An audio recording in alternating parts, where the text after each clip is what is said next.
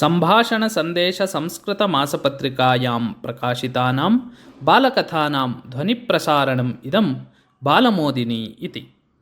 मनोबलं सर्वबलातिशायी। कदाचित् आचार्यः शिष्यान् पृष्टवान्, पशुषु बृहत्तमः कः? छात्राः अवदन्, गजः, सः अस्ति महाशक्तिमान् इति। उन्नतः पशुः कः?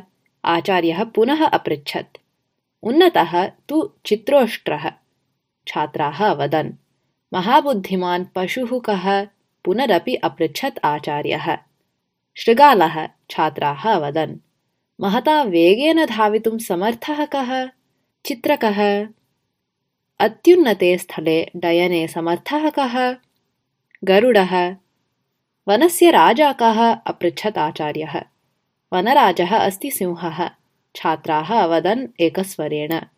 तावता कश्चन छात्रः अवदत्, सिंहः न अत्युन्नतः, न अतिशक्तिमान्, न महाबुद्धिमान् वा, अधिकवेगेन धावेन असदृशः अपि न सः, तथापि सः वनराजः कथमभवत् इति।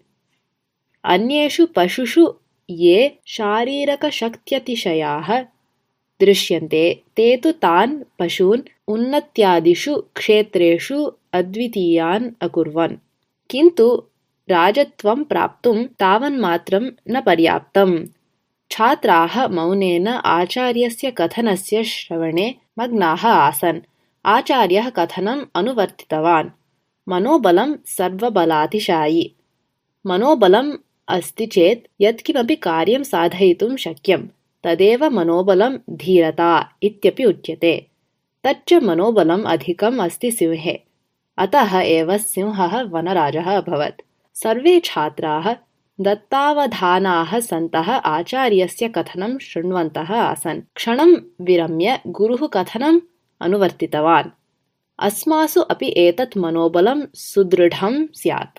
शरीरस्य सर्वाणि अङ्गानि अपि यत्र असफलानि तत्र मनोबलम् एकमेव अस्माकम् आधारः। अतः तस्य मनोबलस्य दृढतायै अस्माभिः निरन्तरं प्रयासः करणीयः। क्रियासिद्धिः सत्त्वे भवति इति यत् वचनं श्रूयते तस्य अपि आशयः अयमेव।